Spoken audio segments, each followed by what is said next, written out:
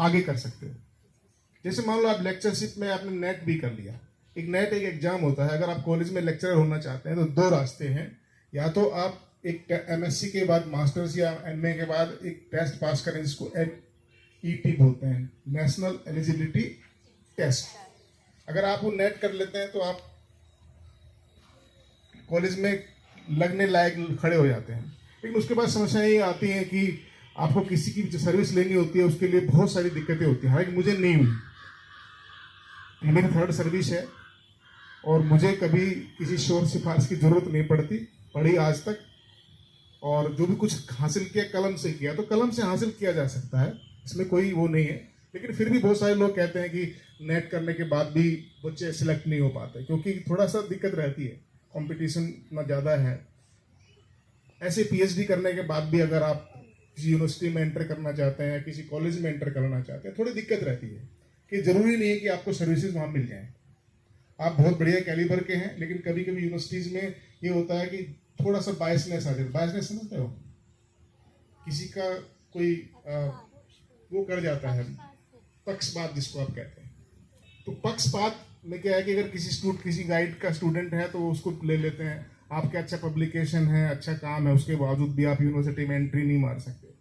तो मैं ये नहीं कहता कि कोई भी सर्विसेज छोटी हैं या बड़ी हैं, लेकिन अक्सर आप अपने लोगों को टीचिंग में डॉक्टर इंजीनियर का बहुत प्रचलन है। और इस स्कूल लेवल पे मैं सिर्फ ये चाहता हूँ कि आप में से जो बच्चे सिविल सर्वेंट बनना चाहते हैं, आज कुछ चीज़ों को ध्यान से आप सुनें। तो पहला तो आपको वाकई में ये बताऊं कि सभी बच्चों को एक चीज़ दिमाग में रखनी चाहिए कि सिविल सर्विसेज सबसे आसान एग्जाम है। ठीक है, आप माइंड में आपको बहुत लोग बताएंगे बहुत मुश्किल एग्जाम है, ये होता है, इतने पढ़ाई करनी पड़ती है, ये करना पड़ता है। तो एक चीज़ आप अपने मन में उतना ही सत्य है जितना सूर्य पूर्व में निकलता है, कि बिल्कुल आप इसको मान के चलिए कि ये भारत का सबसे आसान एग्जाम है और आप में से कोई भी कर सकता है। ये दूसरा सेंटेंस आप अपने माइंड में, भले ही आपको कोई कुछ भी कहे, आपको ये बात माननी ही नहीं है। आपको यही माननी है कि आप में से कोई भी कर सकता है और सबसे आसान एग्जाम है। ठीक है, उसके लिए मैं आपको कहूँगा कि इसलिए, क्योंकि आपके स्कूल में मैं इसलिए आया हूँ क्योंकि आपकी वो स्टेज है जहाँ से आप अगर अब बिगिनिंग कर देंगे, अब सोचना शुरू करेंगे, तो फिर आप बहुत जल्द वहां पहुंच जाएंगे। अगर आप 21 साल के सर्विस जब होंगे आप, तब आप पहली बार उस परीक्षा में बैठ सकते हैं। 1 जुलाई जिस साल भी आपका जन्म है, उसके बाद 1 जुलाई जो 21 साल के होंगे आप, ठीक है, 1 जुलाई को आप 21 साल के होते ही उस एग्जाम को देने में एलिजिबल हो जाओगे। अगर मान लो अगर अभी से आपने तैयारी की और आप 22 या 23 साल की उम्र में आईएएस हो गए या आईपीएस हो गए, तो आप कहां पहुंचोगे इसका आप सोच नहीं सकोगे। बिल्कुल ये उसी तरह है कि अगर आप 2 घंटे पहले यात्रा शुरू करेंगे तो डेस्टिनेशन पे जल्दी पहुंचेंगे और आपके पास और आगे जाने का और अधिक समय रहेगा। अगर आप लेट, मान लो अगर आपने 22-23 साल की उम्र में तैयारी शुरू की और आप 25-26 में बन पाए, तो आपसे पहले जो बच्चा 21 साल की 22 साल की उम्र में बन गया है, वो आपसे कितना आगे प्रमोशंस में जाएगा। ठीक है, तो इस एग्जाम में आपको ना 32 साल तक जनरल वाले दे सकते हैं, 32। ठीक है, पहले 30 एज थी, अब 2 साल और बढ़ा दिए। और जो ओबीसी वाले लोग हैं वो 5 साल और जोड़ दो उसमें, सॉरी 3 साल, ठीक है, 35। और एससी जो कैटेगरी के लोग होते हैं उनमें 5 साल का छूट होता है, जो 32-5-37।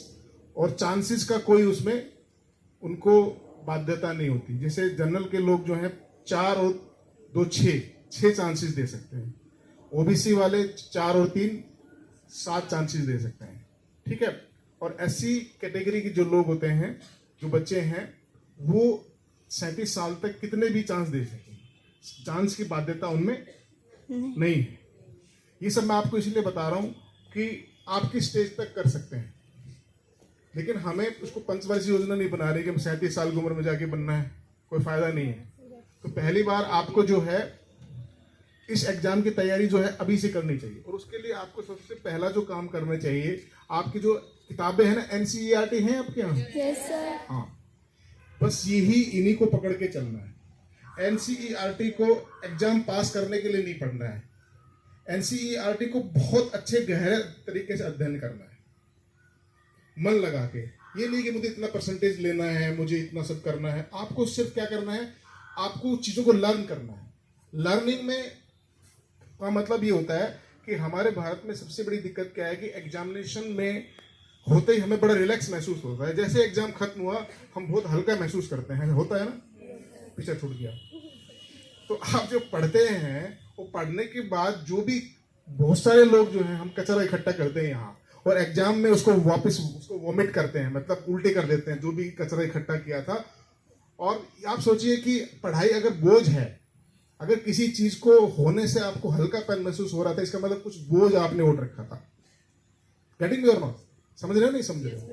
कि अगर कोई चीज ने आपको रिलैक्स महसूस करवाया एग्जाम में, तो उसका मतलब कि आप त्रस्त थे, इसका मतलब वो रियल लर्निंग नहीं थी। पढ़ाई वो होनी चाहिए जो एग्जाम के साथ भी, एग्जाम के बाद भी आपके साथ रहे।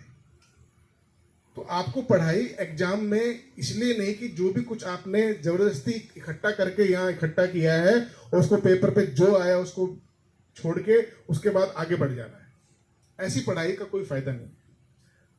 तो आपको जो भी चीजें का, जैसे ज्योग्राफी है, आपकी हिस्ट्री है, पॉलिटी है, जिसमें आप नागरिक शास्त्र बोलते हो, यस। हाँ, जो पॉलिटी है, इनको आपको बड़े ध्यान से पढ़ना है। यही चीजें आपके एग्जाम में आगे आएंगी, आपको अच्छे से आप कम करोगे तो। एक चीज आपको भाषा पे ध्यान देना है, लैंग्वेज।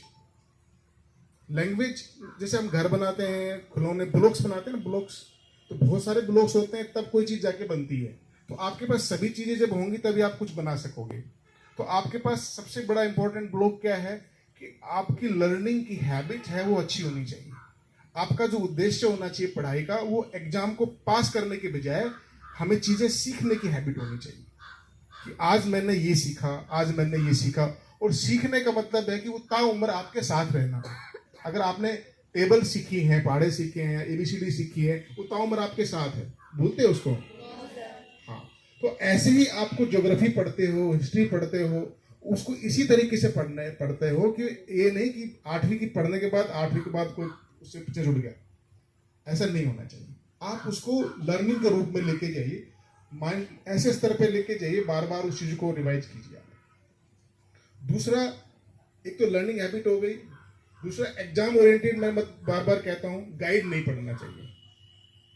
जो बहुत सारे मार्केट में गाइड्स आई हुई हैं, हेल्प बुक्स आई हुई हैं, ये बिल्कुल मीठा जहर है, आपको रोज रोज मारती हैं। कुछ जहर आपको तुरंत मार देता है, और ये जो जहर जो है मार्केट में है, ये आपको रोज मारता है। अगर किसी के घर बर्बाद करना हो, किसी के बच्चा बर्बाद करना हो, तो उसको गोली मत मारो, उसको कोई ये हेल्प बुक पढ़ लिया कर, ये गाइड पढ़ लिया कर। ये इतनी छोटी सी आती है, बच्चे आए नहीं, डिग्री कॉलेज वाले भी लाते हैं इतनी छोटी छोटी सी, और उनमें भी कहते हैं कि कई बार कहते हैं सर इसमें इंपॉर्टेंट बता दीजिए। तो मतलब मुझे बड़ा हंसी आती है कि जो आप 60-70 पेज गाइड वो लोग लिखते हैं जो जीवन में खुद कुछ नहीं कर पाए, और वो चाहते हैं कि हजारों लोग कुछ ना कर पाए। वो अपनी जैसी भीड़ पैदा करना चाहते हैं, क्योंकि जो आपके पल्ले है आप वही तो दोगे।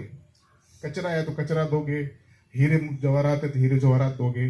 मूंगफली खाओगे और बादाम खाओगे, दोनों फर्क तो होता है भाई, नहीं?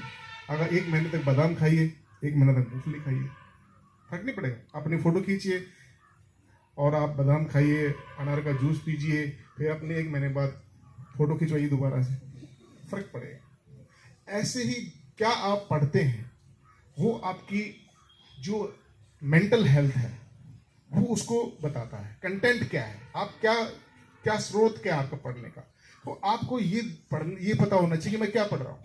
इसलिए हेल्प बुक्स नहीं पढ़नी चाहिए, हमेशा आपको क्वेश्चंस खुद बनाने चाहिए।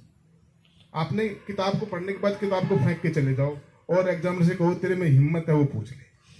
1 नंबर का 1 लाइन में लिख दूंगी, 2 नंबर का 2 लाइन में, जैसा आप पूछोगे वो लिख दो। Getting me? क्वेश्चन मत याद किया करो, क्वेश्चन मत याद किया करो कि ये वाला क्वेश्चन इंपॉर्टेंट है, ये वाला। आपको चैप्टर पढ़ने से मतलब होना चाहिए, पूरा चैप्टर पढ़ो, सब कुछ इंपॉर्टेंट है। किताब वाले ने कुछ भी फालतू नहीं लिखा, ठीक है? आपको पूरा चैप्टर पढ़ना चाहिए। चैप्टर पढ़ने के बाद किताब को ऐसे फेंक के जाना चाहिए और चैलेंज करना चाहिए एग्जामिनर को, तुम में हिम्मत है वो पूछ लो। ठीक है, इस तरह का अगर एटीट्यूड आप रखोगे, ठीक है, ये एटीट्यूड होना चाहिए आपका। अब क्या करें, रोज सिर्फ आज से हैबिट बनाइए, 100 वर्ड्स लिखिए रोज अपने मन से, अपने टीचर से उसको दिखाइए कि मैडम मैंने 100 वर्ड्स इस टॉपिक पे लिखा है, आप इसमें मुझे कुछ भाषा की गलती होगी, कुछ सेंटेंसेस की चीजें होंगी, वो आपको बताएंगे बेटा इसमें ये इंप्रूवमेंट कीजिए आप। फिर 200 वर्ड्स के बारे में कुछ लिखिए, ठीक है। फिर एक दिन 500 वर्ड की कुछ चीज लिखिए अपने मन से, जैसे ऐसे लिखना है, ठीक है। तो ऐसे लिखने के लिए आपको क्या करना चाहिए, कुछ रटना नहीं चाहिए। आईएएस में 250 नंबर का एक ऐसे ही आता है, कितने नंबर का आता है, 250, और 3 घंटे मिलते हैं, ठीक है। और उस 250 नंबर के ऐसे में लोगों के जो सिलेक्ट होते हैं 120-30 नंबर आते हैं। कितने नंबर आते हैं, आईएएस को जो टॉप करते हैं उनके कितने % होने चाहिए आपके हिसाब से, 55, 56 मैक्सिमम। जो टॉपर होता है वो कितने % होती है, 55, बस, इससे ज्यादा। अगर आपने 50% मार्क्स ले लिए, 1750 का एग्जाम होता है, ठीक है, और 275 नंबर का इंटरव्यू होता है, मैं बताऊंगा आपको प्लान एग्जाम। तो अगर आपने 50% मार्क्स ले लिए, तो आप जो 24 सर्विसेज हैं उसमें, कितनी सर्विस है उसमें, 24 सर्विसेज हैं, उन 24 सर्विस में कहीं ना कहीं आप अटक जाओ, और कहीं ना कहीं नहीं। टॉप की सर्विस बताता हूं मैं आपको, आईएएस है सबसे ऊपर, उसके बाद लोग आईपीएस भरते हैं, नंबर 3 पे क्या भरते हैं, आईआरएस, इंडियन रेवेन्यू सर्विसेज, सुना है कभी, जो इनकम टैक्स के कमिश्नर्स होते हैं। इनकम टैक्स के वो लोग होते हैं जो दिसंबर के महीने में किसी भी आदमी को पसीना ला सकते हैं, पानी मांग लेगा वो, बड़ा से बड़ा बिजनेसमैन, उनके घर पहुंच जाए, समझे मेरी बात, कि अगर रेड कर दी उन्होंने तो आपके सहारनपुर का सबसे अमीर आदमी दिसंबर के महीने में, जनवरी के महीने में पानी मांग लेगा, पसीने आ जाएंगे उसके चेहरे पे। वो ताकत है उसमें, ठीक है। वो ताकत हासिल करना चाहोगे, जब डीएम मैडम निकलेगी तो इधर का ट्रैफिक इधर रुक जाता है, इधर का ट्रैफिक इधर रुक जाता है, ठीक है। और अगर आपको बहुत जरूरी काम है तो थानों पे बीट हो जाती है, मैसेज पास होता है कि जरूरी काम है, एसएसपी साहब या मैडम निकल रही हैं, सारे थानों में ग्रीन लाइट हो जानी चाहिए, मतलब रुकना नहीं है कहीं। ये ताकत जो है एक एग्जाम से आ सकती है, ठीक है।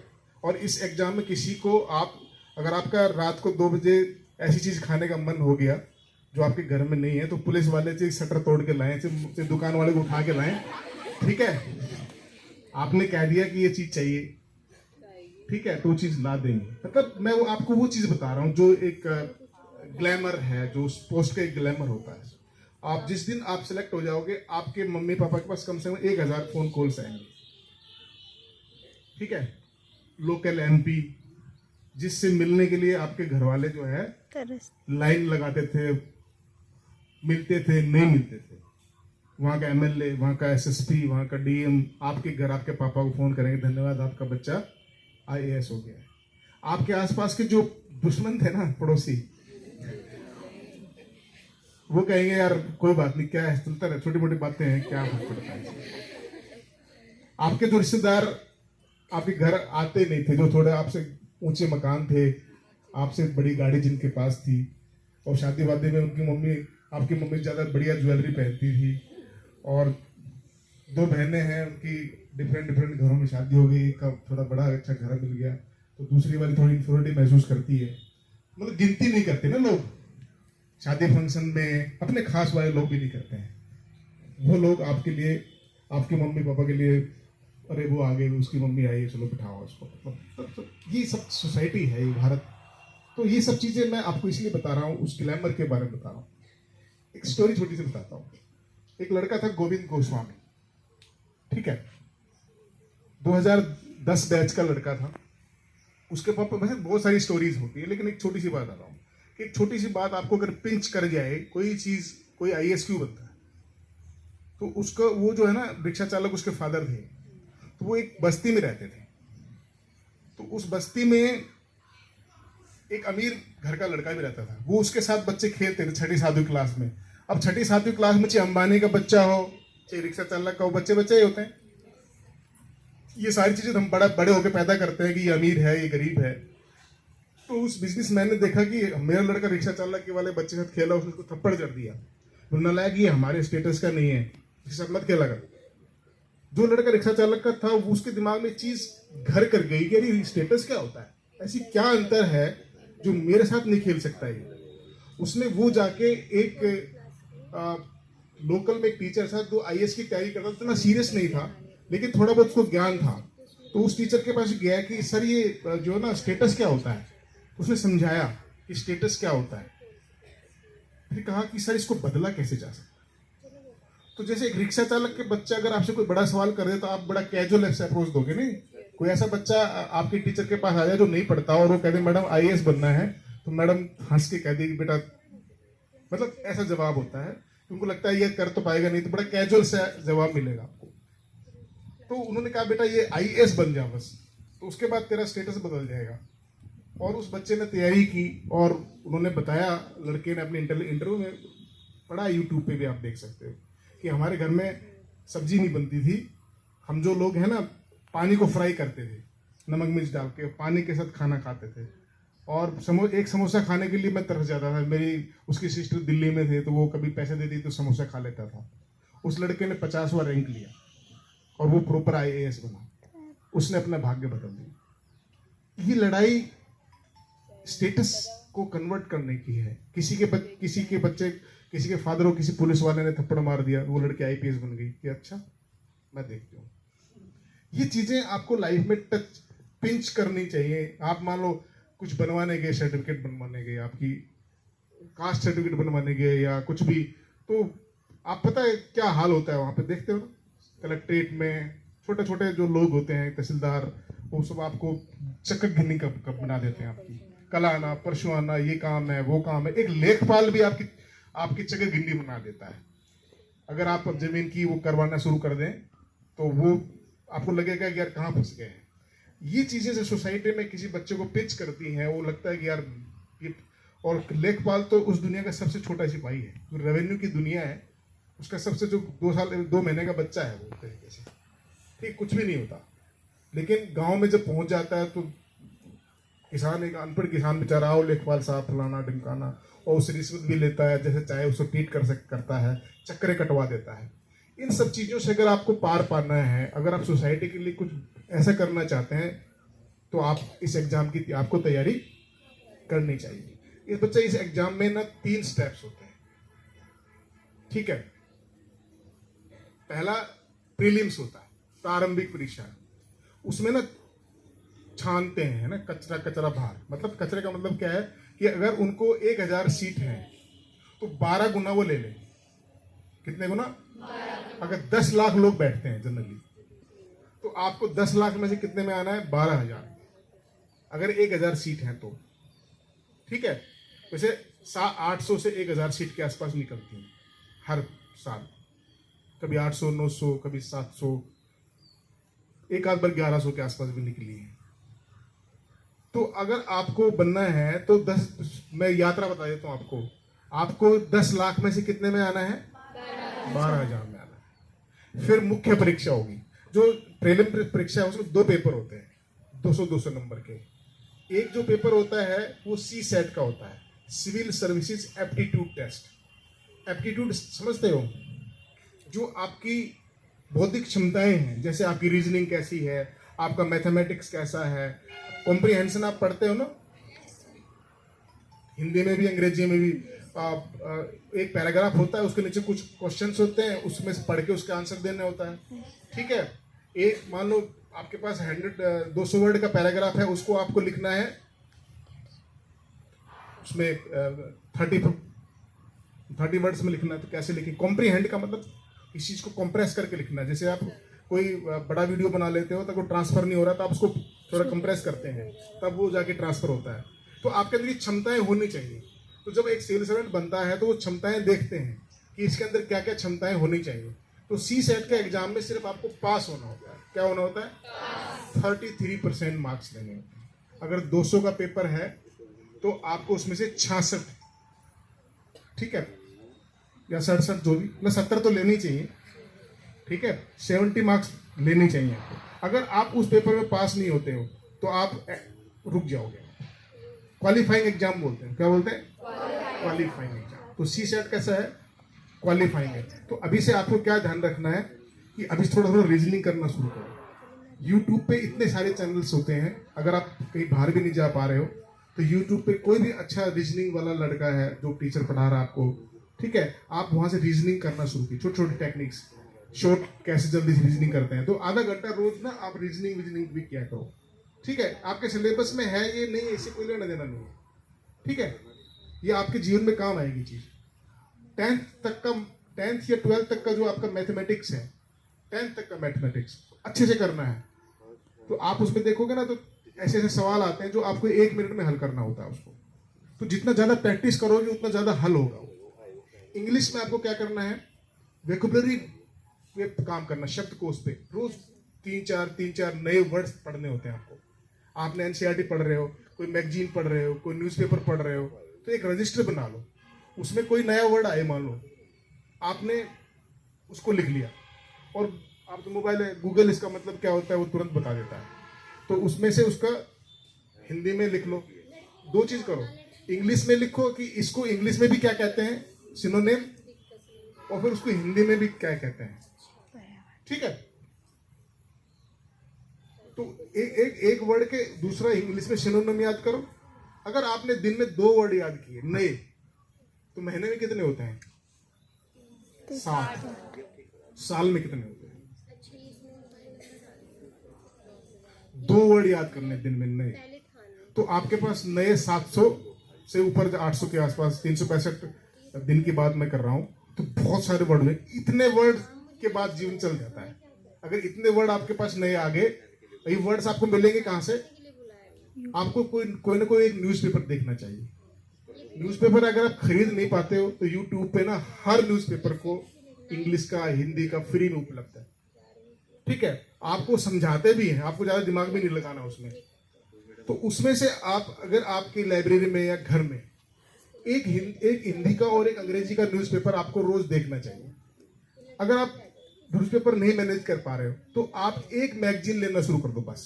फिर आप चाहे न्यूज़पेपर पढ़ो या चाहे ना पढ़ो, उस मैगजीन में पूरे महीने में दुनिया में, देश में क्या हुआ है पूरा आता है, ठीक है। एक मैगजीन कोई भी ले लो।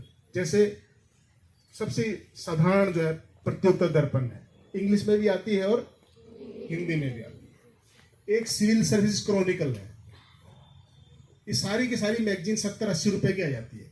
तो 70 रुपए तो खर्च कर सकते हैं ना एक महीने में, कोई प्रॉब्लम नहीं है। आप एक मैगजीन खरीद लो, न्यूज़पेपर पढ़ने की जरूरत नहीं है। उस मैगजीन के रोज 3-4 पेज पढ़ते रहो। उसमें से जो क्वेश्चन, जो एक तो आपको चीजें पता चलेंगी, और फिर आप उसमें जो वर्ड्स आए उनको लिखते चले जाओ।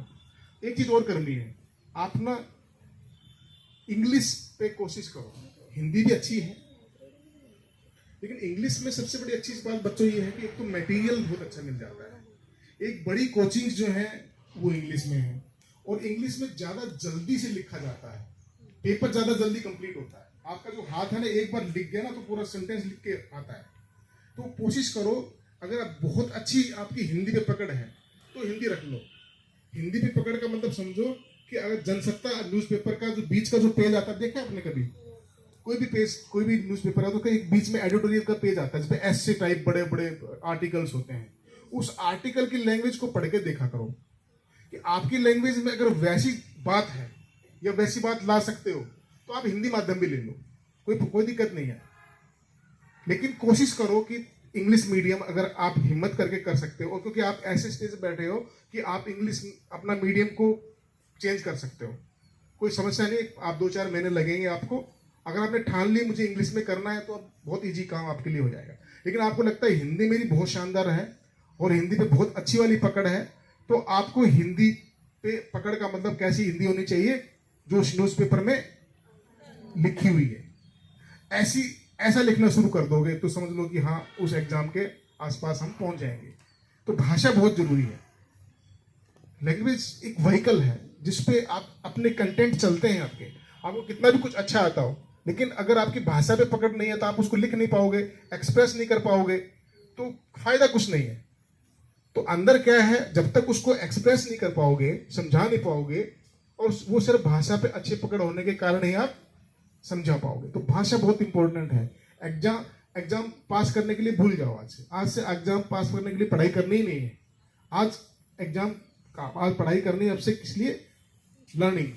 एग्जाम तो इतने पास कर जाओगे, 3-4 एग्जाम भी आ जाएंगे एक साल में, तब भी कर जाओगे। ठीक है, जो आसमान का सपना लो, एक तारा तो ढूंढ ही लोगे ना। तो जब आप इतनी पढ़ाई करोगे तो एग्जाम तो आपके मतलब क्या सफलता है, कहते हैं ना, पैरों में वो आती है, और नौकरियां भी आपके पैरों में आएंगी। भाई मुझे कर लो, मुझे कर लो, मुझे कर लो। आपको नौकरी के पीछे नहीं भागना होगा, नौकरी आपके पीछे, आपकी लाइफ में चॉइसेस आएंगी, यार ये कर लो, ये कर लो, ये कर लो। ठीक है, ये हो सकता है। तो आपको ये नहीं कि जैसे ये वाला मोबाइल खरीद लूं, ये वाला मोबाइल आपके पीछे भागने चाहिए। लोग ऐसी स्थिति पहुंचा, विराट कोहली पहुंच गया है, तो लोग उसको मोबाइल देते भी हैं और कहते हैं यार हमारा मोबाइल लेके खड़ा हो, तो उसके बदले में पैसे मिलते हैं। तो आप चीजों के पीछे भागने वाले बनोगे या चीजें आपके पीछे भागें ये वाले बनोगे, ये सिर्फ आप पे ही डिपेंड करता है। तो अगर आप अब चीजों के पीछे भागोगे तो चीजें कभी भी आपके साथ नहीं आ पाएंगी। अगर ऐसे बनोगे कि चीजें आपकी तरफ आकर्षित होंगी, तो वो स्थिति लाओ कि जो चीज चाहे खा सकते हैं, जो चीज चाहे पहन सकते हैं, जो चीज ब्रांड हम पहनना चाहते हो ब्रांड पहन सकते हैं। नहीं, आज जिस ब्रांड का मोबाइल आप चाहते हो वो खरीद सकते हो। ये सब चीजें हो सकती है एक एग्जाम की तैयारी करने से। कोई भी एग्जाम की तैयारी करोगे आप, तो आपको एक तो लर्निंग पे है, वो करना है, लैंग्वेज पे करना है। लैंग्वेज में एक चीज और बता रहा था, एक तो आपको वर्ड्स करने हैं, दूसरा आपको क्या करना है, आपको ना, आप पढ़ते पढ़ते ना, आप कभी कभी कुछ सेंटेंस बहुत अच्छे लगते होंगे, यार ये मैं लिखता तो क्या बात होती। कुछ सेंटेंस हमें छू जाते हैं, और वो एक सेंटेंस ना आपके क्वेश्चन में पूरी जान डाल देता है।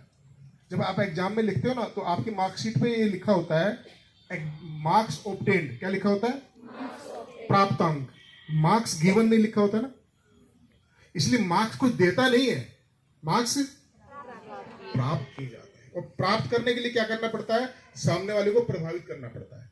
तो अगर आप अभी एग्जाम लिख रहे हो और आपने पहला सेंटेंस ऐसा लिख दिया कि टीचर पढ़ते से ना, पढ़ते पढ़ते लव हो जाए वाली बात है, क्यों टीचर भी सोचे यार मैंने आज तक अपनी जिंदगी में ऐसी चीज, ऐसा वाक्य नहीं लिखा, इस बच्चे ने लिखा, तो मजबूर हो जाएगा आपको मार्क्स दें। तो आपको क्या करना है कि ऐसे सेंटेंसेस, एक आप क्या करें, प्लेन पेपर ले लो, रजिस्टर कोरा जिसमें लाइनें नहीं होती है, और 2-3 कलर्ड पेन ले लो। आप क्या करो, ऐसे सेंटेंस, जैसे मान लो आप पढ़ते पढ़ते हिंदी हो चाहे अंग्रेजी हो, ऐसे सेंटेंस आपको मिल जाए, आप उनको ना कलर्ड पेन से लिख लो। जैसे एक क्योंकि वो जो सेंटेंस होगा कभी कहीं का होगा, कभी कहीं का, आपस में कोई लिंक नहीं होगा। तो आप क्या करना ना, जैसे सीधा पेज है तो टेढ़े लिखते हैं, एक ऐसा लिख लिया, एक इस कलर से ऐसे लिख लिया, एक ऐसे लिख लिया। क्योंकि अगर उनको आपने सीरियल में लिख दिया तो आपका माइंड उसको ग्रैप्स नहीं करेगा, क्योंकि वो सेंटेंस अलग अलग टॉपिक्स के होंगे। तो आपको लगा ये अच्छा वाला सेंटेंस है, आपने तुरंत अपना रजिस्टर उठाया और एक बार लाल पेन से लिख दिया, अगले वाला हरे से लिख दिया, अगले वाला काले से लिख दिया, फिर नीले से लिख दिया, फिर लाल से लिखा। तो आपके एक पेज में 4-5 नए सेंटेंस आ गए। और महीने, अगर दिन में एक सेंटेंस भी लिखो, महीने में 30, ठीक है, साल में 365। और अभी कितनी उम्र पड़ी? 21 साल तक, सोचो। ठीक है, उन सेंटेंसेस को फिर क्या करो, उन वर्ड्स के साथ जीना शुरू करो।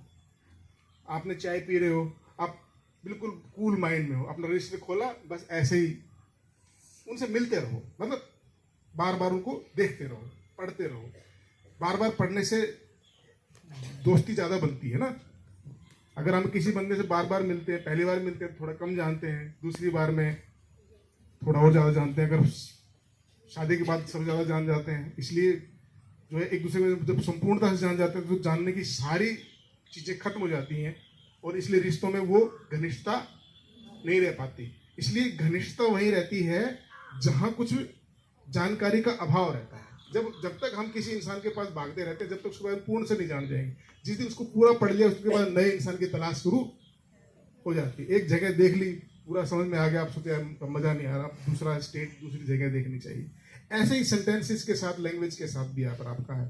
तो आप उस सेंटेंसेस को लिखते जाइए, आप उनको दोहराते जाइए, बार बार उनको पढ़ते जाइए, और फिर वो कुछ दिन बाद वो आपके जैसे पहाड़े रट गए ना, ऐसे वो सेंटेंस आपके माइंड में। और जब आप ऐसे लिखोगे, क्वेश्चंस लिखोगे, कुछ भी लिखोगे, तो आप देखोगे यार ये वाला सेंटेंस यहाँ फिट हो सकता है। आपको सोचना नहीं। कुछ बच्चे एग्जाम में ऐसे सोचते हैं, है ना, फिर लिखते हैं, फिर ऐसे सोचते हैं। आपको करने की जरूरत, आपका एग्जाम सबसे ज्यादा पहले होगा, और एक क्वेश्चन में सबसे ऊपर वो वाला एक अच्छा वाला लिख दो, सबसे लास्ट में एक लिख दो। और जो एग्जामिनर्स होते हैं ना, वो जनरली ऊपर पढ़ देते हैं, फिर लास्ट के पढ़ते हैं। बीच में थोड़ा बहुत आप चाहे ना कुछ ऐसे ही डाल सकते हो, लेकिन नहीं डालना चाहिए, लेकिन डाल सकते हैं। लेकिन उससे क्या है कि आपके पास ये चीजें आपके पास आ जाएंगी, ठीक है। जैसे ऐसे आपको लिखना है, तो आपको क्या करना है, आप ना, जैसे मान लो अगर आपको आधा घंटे में ऐसे लिखना है, ठीक है, तो आज जाके प्रैक्टिस करना है। एक टेक्निक होती है ब्रेनस्टॉर्मिंग।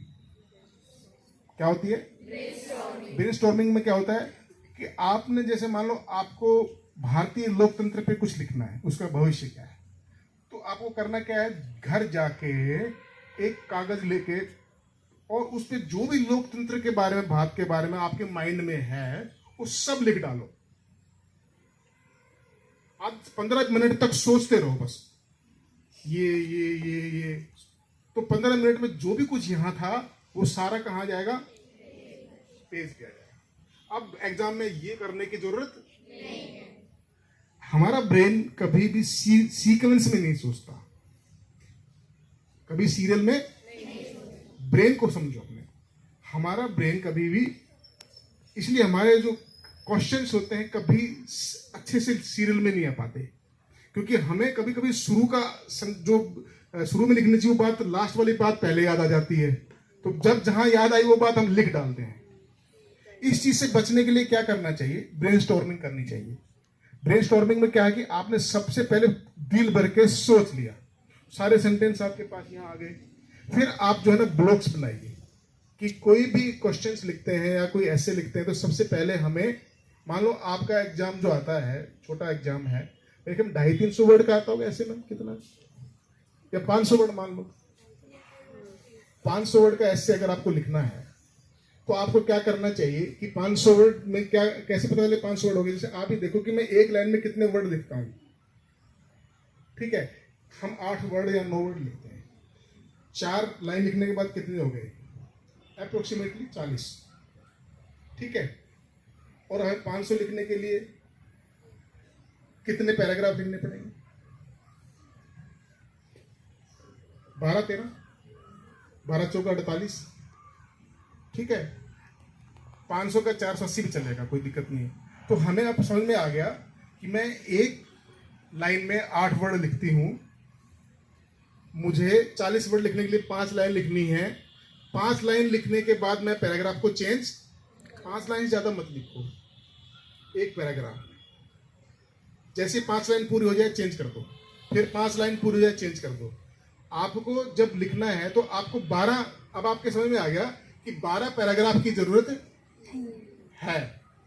कितने पैराग्राफ की जरूरत है, 12 पैराग्राफ में से 2 पैराग्राफ ऊपर के किस में लिखने हैं, या एक पैराग्राफ लिखना है, भूमिका बनानी है, और लास्ट में 1-2 पैराग्राफ चाहिए उपसंहार, कंक्लूजन के लिए। अब आपके पास बात कहने के लिए कितने पैराग्राफ बच गए, 8। आपको सारी बातें कितने पैराग्राफ में कहनी है, 8 पैराग्राफ में कहनी है। अब 8 पैराग्राफ में आपको 8 बात कहनी है, एक पैराग्राफ में एक बात।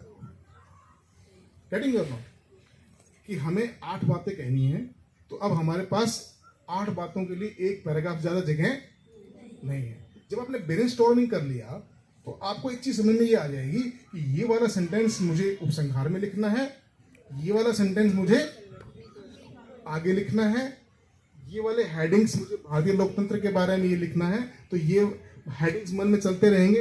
अच्छा ये वाले हेडिंग है, इसमें ये बातें लिख दूंगी, इसमें ये लिख दूंगा, तो आपका क्या ऐसा हो सकेगा कि ऊपर की बात नीचे आ जाए, नीचे की ऊपर आ जाए, सीरियल बन जाएगा। ऐसे कैसे होना चाहिए कि पानी में पत्थर फेंका और जो लहरें उठती है ना ऐसे, तो जो आपका टाइटल होता है चारों तरफ उसके विचार जो है, थॉट्स हैं, वो ऐसे ऐसे घूमने चाहिए। और वो कब घूमेंगे, ऐसा नहीं कि इधर चले गए अपने थॉट से, फिर लौट के अच्छा मैं तो लोकतंत्र के बारे में लिख रहा था, फिर लौट के आए। यही हम आंसर्स के बारे में करते हैं। एग्जाम में बच्चे जो आंसर्स लिखते हैं, आज के बाद एक चीज करना छोड़ दो, एग्जाम में आंसर वो लिखे जो एग्जाम में पूछता है, जो आपको आता है वो। हम गोल फ्रेम में चौकोर फोटो फंसाने की कोशिश करते हैं। गोल फोटो के लिए गोल फ्रेम होना चाहिए, चौकोर फोटो के लिए चौकोर फ्रेम होना चाहिए। आपका जो आंसर है वो क्वेश्चन के फ्रेम में फिट होना चाहिए, जबरदस्ती उसको फिट नहीं करना चाहिए।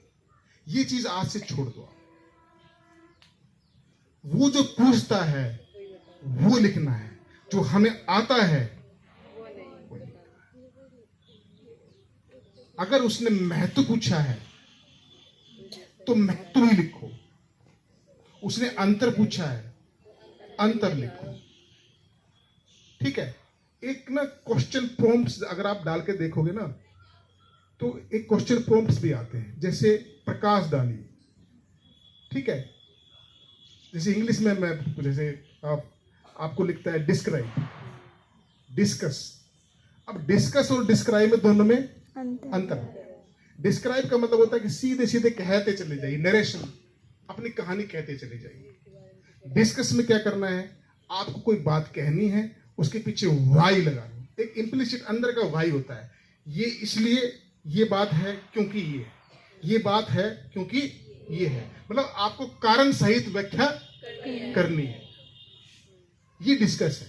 तो हमें कोई ये नहीं बताता डिस्कस और डिस्क्राइब में डिफरेंस एंड कंपेयर, मतलब दो टर्म आ गए, आपको कहे कि आप दोनों में डिफरेंस कीजिए और कंपेयर कीजिए, तुलना कीजिए और अंतर दीजिए। तो तुलना में आपको डिफरेंसेस और सिमिलरिटीज दोनों लिखनी है। जब कंपेयर की बात आएगी तो आपको क्या लिखना है कि इन दोनों में ये तो समानताएं हैं और ये असमानताएं हैं। और जब सिर्फ डिफरेंस की बात करें तो सिर्फ असमानताएं लिखनी है, ठीक है। तो आपको जब ये समझ में आ जाएगा कि ये आदमी पूछ क्या रहा है और मुझे वही लिखना है, अगर ये आदत अगर आपने अभी से डाल ली ना, तो आपका जो एग्जाम का जो पैटर्न है, जो एग्जाम देने की जो आपकी स्थितियां हैं, आपका माइंड सेट बदल जाएगा। प्रीलिम्स में एक पेपर हुआ था सी सेट का, दूसरा वाला पेपर टाइम हो रहा है। सी सेट के बाद आपको जो दूसरा पेपर है प्रीलिम्स में जनरल स्टडीज का, वो भी 200 नंबर का आता है। उसमें history, polity, current affair, polity समझते हो, भारत का संविधान, ठीक है, राजनीतिक व्यवस्था, ठीक है, इकोनॉमिक्स, अर्थशास्त्र जिसको आप बोलते हैं, ये सब चीजें उनमें आती हैं। और जो भी जनजीवन में घटता है वो आता है। करंट अफेयर जिसको बोलते हैं, करंट अफेयर्स आपको 1 साल तक का आता है। जैसे मान लो अगर एग्जाम आप 2000, अब तो बहुत टाइम है, अगर कोई बंदा 2024 में एग्जाम दे रहा है प्रीलिम्स, तो उसको 2022 के जुलाई के बाद से लेके एग्जाम तक आ जाएगा, 1.5 साल का, 1 साल तक, इससे ज्यादा उसमें नहीं आता है। लेकिन ज्योग्राफी, पॉलिटी, ये सब आता है। मेरिट इसी पे ही बनती है। सी सेट पे तो सिर्फ 33% नंबर लेके पास होना है। वो तो एक ऐसा बना दिया कि इससे भी छलांग जो लगा सकता है वही जंप कर सकता है, बस जो अटक गया वो बाहर। अब जो मेरिट बनेगी वो एक पेपर से बनेगी, ठीक है, जनरल स्टडी, तो उस पर अच्छे से मेहनत करनी आपको होती है। तो आप 12,000 में आ गए। अब होगा मुख्य परीक्षा। मुख्य परीक्षा में 7 पेपर होते हैं। उस पेपर में हर पेपर 250 नंबर का होता है, तो टोटल मिला के 1750, ठीक है। तो उसमें 4 पेपर तो जनरल स्टडीज के आते हैं, पहले क्या था कि 2 सब्जेक्ट लेते थे जो आपके मन में आए, मतलब आपने हिस्ट्री ले लिया, किसी ने ज्योग्राफी ले लिया, ठीक है, तो एक दो हो गया। अब सिर्फ एक ऑप्शनल रह गया है। ऑप्शनल का मतलब वैकल्पिक। अगर आपने वो हिस्ट्री ले लिया है तो अब 2 पेपर हिस्ट्री के होंगे बस। उसके पास 4 जनरल स्टडीज के होंगे, जिसको क्या बोलते हो, जनरल नॉलेज बोलते हो ना। तो उसमें फिर वही, जैसे अभी तो आपने एमसीक्यूज लिखे थे, अभी तो आपने क्या लिखा था, एमसीक्यूज लिखे थे। और